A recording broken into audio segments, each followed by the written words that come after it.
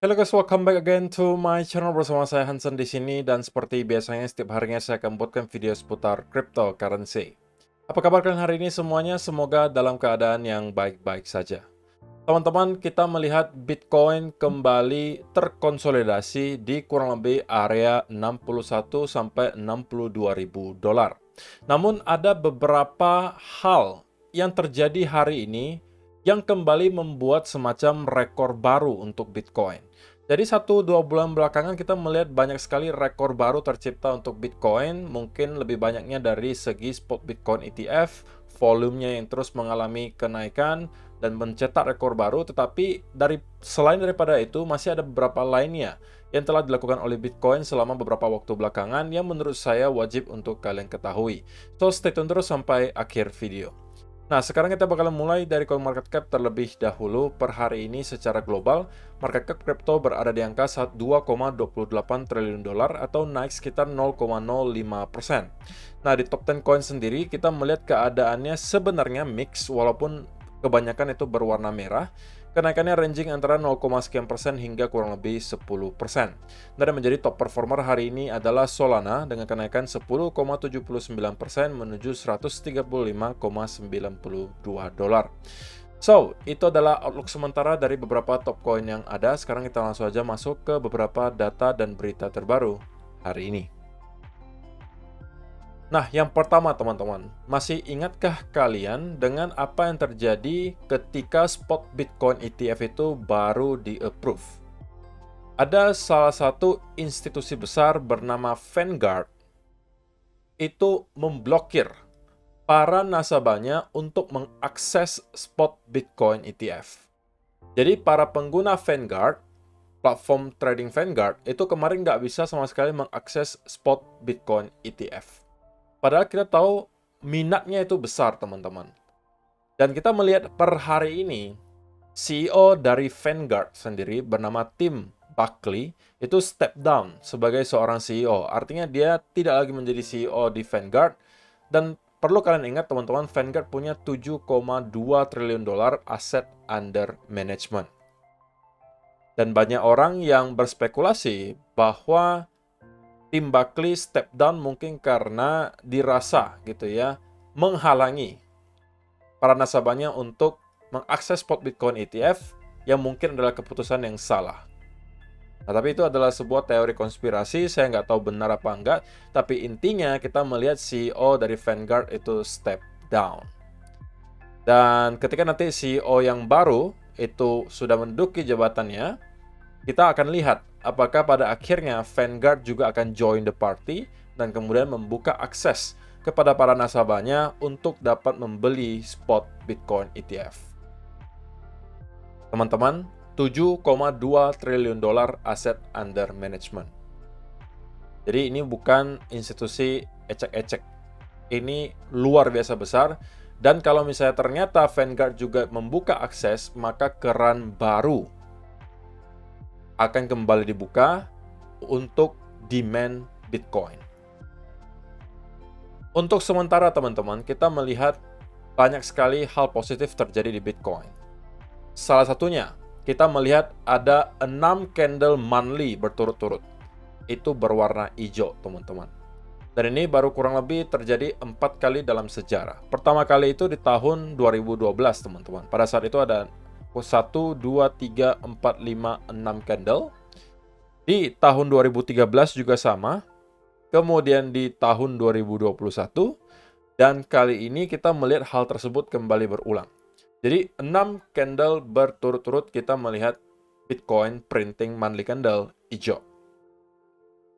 Nah, tetapi datang dengan berita buruk gitu ya. Berita buruknya adalah bahwa kalau kita melihat fakta historisnya, biasanya ketika kita sudah nyampe ke 6 bulan berturut-turut berwarna hijau, candle berikutnya itu biasanya merah, gitu kan? Di sini, di sini, di sini, sama.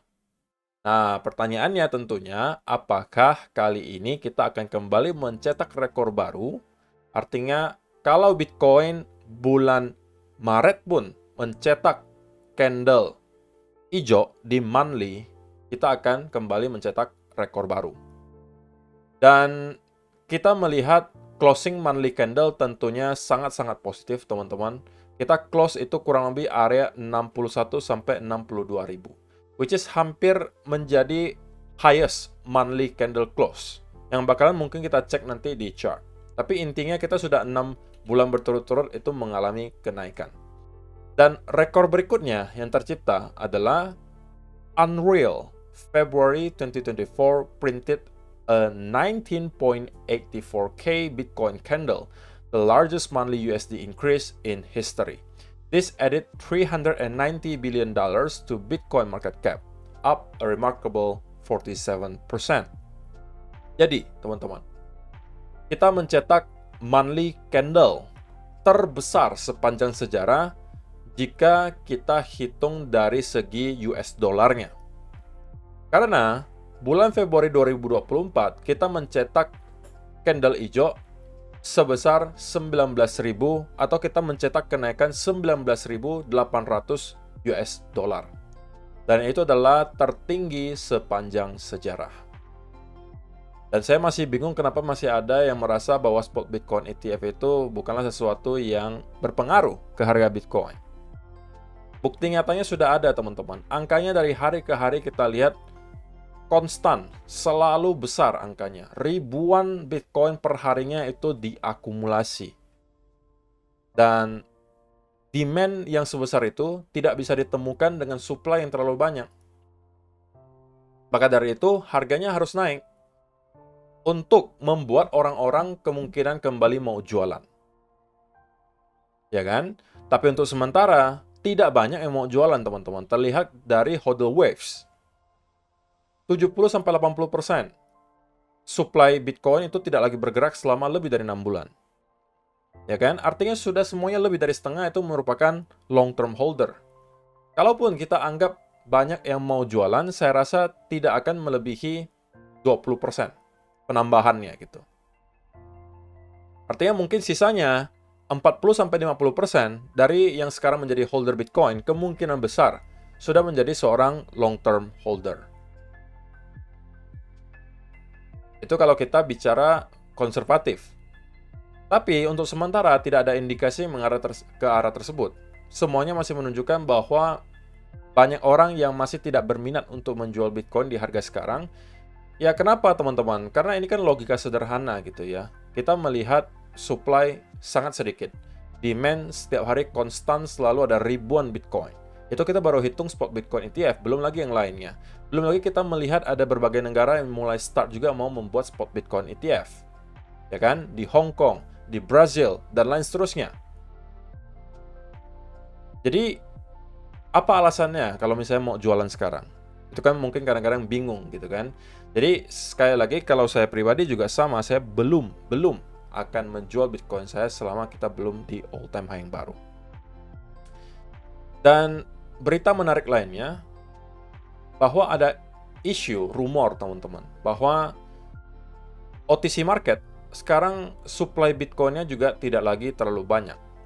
Kita tahu bahwa kebanyakan institusi itu yang membelinya melalui OTC market, teman-teman. Artinya deal-nya di belakang layar, sehingga itu tidak akan berpengaruh langsung ke chart. Tetapi pertanyaannya, seberapa banyak lagi jumlah Bitcoin yang berada di OTC? Dan ada indikasi, dan ini dari Grok ya, menunjukkan bahwa it seems like the OTC Bitcoin market is running low on supply, my friend. Recent data shows that OTC desks have been experiencing a significant decrease in available Bitcoin. This could be due to increased demand from institutional investors and large corporations looking to add Bitcoin to their portfolios. Some sources claim that the remaining Bitcoin in the hands of OTC desks is wearing thin. This could lead to a potential supply shock in the market as the demand for Bitcoin continue to grow. As a result, the price discovery for Bitcoin may shift from OTC desks to public exchanges. In the past, large investors have used OTC desks to buy Bitcoin at a discount, but with the dwindling supply, this may no longer be an option. The real price discovery for Bitcoin may soon take place on public exchanges. In conclusion, it appears that the OTC Bitcoin market is at low point in the terms of supply. Jadi intinya seperti itulah teman-teman. Intinya bahwa ada indikasi menunjukkan bahwa supply yang berada di OTC market sekarang sudah sangat tipis. Sedangkan demand tidak berhenti, teman-teman. Setiap hari ribuan Bitcoin itu diminta oleh para institusi untuk dibeli dan di withdraw. Sehingga cepat atau lambat, jika ini terus terjadi ya teman-teman, jika sampai beberapa bulan ke depan tidak ada yang berminat untuk jualan, artinya supply nggak bisa tambah terlalu banyak. Supply baru yang dihadirkan setiap harinya oleh para penambang itu kurang lebih hanya 900 Bitcoin. Demand-nya itu ribuan. Jadi, kalau misalnya sampai habis juga di OTC market, ya otomatis mereka harus belinya di mana? Di langsung public exchanges. Dan itu bisa menggerakkan harga lebih liar lagi daripada yang kita lihat beberapa waktu belakangan. So, tidak ada data yang menunjukkan sesuatu yang negatif menurut saya. So, kalau misalnya teman-teman yang merupakan holder Bitcoin, bersabarlah gitu ya. All time high harusnya hanya persoalan waktu. Bahkan kita melihat banyak sekali hal yang sudah terjadi selama 1 bulan belakangan dan kita printing monthly candle seperti ini. Dan apa alasannya kalian harus menjual sekarang gitu? Padahal momentumnya ini sekarang lagi sangat-sangat bullish. Ya oke lah kalau misalnya teman-teman katakan, tapi kan kita udah 6 candle berturut-turut kok. Monthly candle-nya hijau. Bisa aja kali ini merah. Setuju. Ya. Bisa aja kita mendapatkan koreksi. Setuju. Tapi kan, kalian kan investors. Kalian bukan traders. Pergerakan short term itu tidak relevan, teman-teman. Intinya, yang perlu kalian tahu adalah, apakah 1-2 tahun dari sekarang, harga Bitcoin akan lebih tinggi dari hari ini? That's it. Kalau misalnya jawabannya iya, berarti kalian harus tetap bertahan. Buat apa kalian jualan sekarang, hanya untuk misalnya menargetkan diskon 20%, dan kalian katakan saya tunggu dump 20% atau 30% kok, saya baru masuk lagi. Pertanyaan saya, apakah itu dijamin akan terjadi? Nah, itu aja gitu. Resikonya adalah, kalau kalian lakukan hal tersebut, kalian meresikokan diri kalian dan portofolio kalian untuk ketinggalan kereta. Dan kalian bisa jadi membeli dengan harga yang jauh lebih mahal daripada kemauan kalian. Mungkin kalian katakan, saya mau nunggu di mana? 50.000 deh, gitu kan. Katakanlah drop dari sini kurang lebih 20%. Anggap kalian katakan kalian mau tunggu 48.000, saya baru beli lagi kok. Oke, secara teori itu make sense gitu. Kalian mau membeli di harga yang lebih murah daripada sekarang. Cuma pertanyaannya sekali lagi adalah, apakah hal itu akan dikasih? Itu saja gitu. Kalau kalian yakin banget, garansinya mana gitu, bahwa kita akan nyampe ke area tersebut. Dan kalau misalnya kalian terapkan dollar cost averaging, ya itu mungkin sedikit lebih aman lah ya.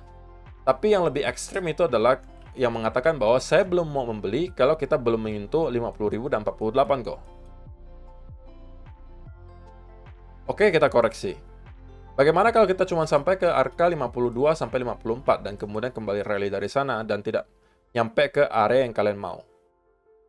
Sedangkan kalian sudah jualan dan kita langsung break ke all time high yang baru. Kalian bisa saja membeli dengan harga yang jauh lebih mahal daripada yang pertama kali kalian punya. So, sekali lagi jangan coba timing the market, biarkan market melakukan apa yang dia mau. Intinya yang kita tahu di belakang layar semuanya masih merujuk ke arah yang positif dan cepat atau lambat kita akan melihat Bitcoin break ke area all time high yang baru. Nah, kalau kita lihat monthly candle teman-teman, itu hampir saja closing monthly candle tertinggi, tetapi pada akhirnya tidak berhasil. Tertinggi itu juga di tahun 2021 ya, pada saat itu kita close kurang lebih 61.400.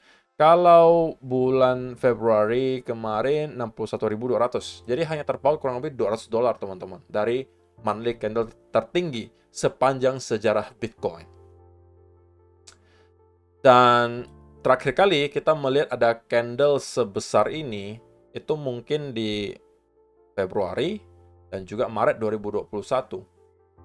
Momentum pembeliannya itu juga sangat tinggi pada saat itu. Tapi ini didukung oleh yang namanya euforia, teman-teman. Beda cerita dengan yang kita lihat kali ini. Kenaikan yang kita lihat di sini itu tidak didasarkan oleh fase euforia, tapi karena demand yang non-stop datang dari spot Bitcoin ETF. Sehingga jalan bagi Bitcoin untuk merangkak tinggi dari sini itu masih jauh menurut saya. 100.000 saja menurut saya sekarang sudah angka yang cukup konservatif untuk dijadikan sebuah target di tahun 2024 dan 2025. Sudah termasuk konservatif menurut saya. Dan saya tidak akan heran kalau misalnya Bitcoin bisa bergerak jauh lebih tinggi daripada itu, terlebih lagi kalau misalnya kita melihat banyak sekali uang-uang baru yang start kembali masuk, keran-keran baru mulai lagi dibuka, dan itu akan menciptakan kembali supply shock yang lebih parah lagi. Sehingga angka 150, 200, 250 ribu untuk sekarang menurut saya tidak kedengaran terlalu mustahil. Tapi kalau memang kalian cenderung yang konservatif, 100 sampai 150 ribu itu mungkin adalah sweet spotnya gitu ya. Nah, jadi itu adalah untuk gambaran long term lah teman-teman. Bagi saya itu masih super bullish, masih cukup jauh cycle kita kali ini untuk bergerak ke atas. Nah, kalau kita bicara soal short term gitu ya, mungkin di 1 hour chart atau 15 minute chart, ya akan sangat wajar kalau misalnya kita mendapatkan ada semacam koreksi terlebih dahulu di sini teman-teman. Dan untuk sementara yang terlihat mata di sini adalah ada percobaan untuk pembentukan semacam triangle lagi, ya kan? Yang untuk sementara menurut saya masih perlu divalidasi. Artinya kalau kita kembali mendapatkan ada dua bounce lagi di sini, maka saya rasa patternnya ini akan tervalidasi. Nah tentunya yang kita tidak mau lihat terjadi adalah kalau sampai kita bisa break dari area trendline di sini, teman-teman. Terlebih lagi, kita kalau sampai mampu break di bawah area 59.900 sampai 60.000 di sini, ini bisa menjadi pertanda bahwa kita kemungkinan akan start untuk mendapatkan konsolidasi yang berkepanjangan. Karena kita berarti sudah break dari structure-nya. Ini adalah struktur terakhir yang saya consider sebagai area higher low. Yang kalau kita break, berarti struktur bullish-nya telah kita break, dan itu bisa menciptakan shifting of momentum. Kita bisa melihat ada konsolidasi besar terjadi di Bitcoin. Tetapi, berita baiknya teman-teman, kalau hal itu yang kita lihat, gitu ya, kalau hal itu yang kita lihat, kita melihat Bitcoin terkonsolidasi, maka itu bisa menjadi saat di mana altcoin juga bersinar.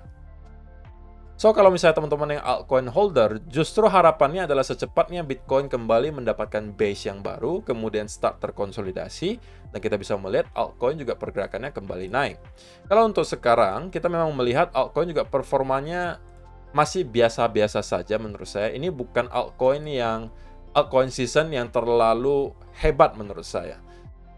Masih yang biasa aja. Terlihat dari Bitcoin dominance yang justru sideways gitu ya. Jadi selama beberapa bulan belakangan kita nggak ngelihat ada altcoin season yang luar biasa. Barulah kita akan mengkategorikan ini altcoin season yang luar biasa kalau hal semacam ini terjadi.